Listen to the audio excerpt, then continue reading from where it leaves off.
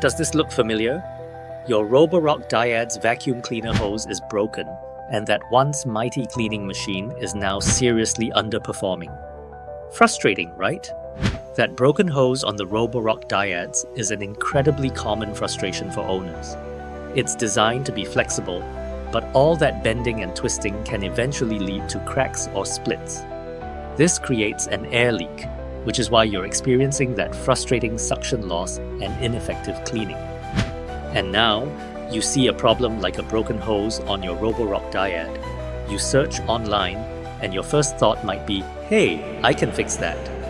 The DIY repair spirit is strong and we totally get it. But hold on a second. The Roborock Dyad is a precision-engineered tool. That hose isn't just a tube. It's designed for specific flexibility and a perfect airtight seal. Getting a DIY repair wrong here isn't like fixing a leaky garden hose. But before you even think about duct tape or DIY disasters, you've landed in exactly the right place. At RoboCare, we're your Roborock Dyad repair specialists. We'll professionally diagnose and replace that faulty hose, meticulously check for any hidden water damage, and restore your Dyad to its full, glorious, non-leaking cleaning power. We don't just slap some tape on it.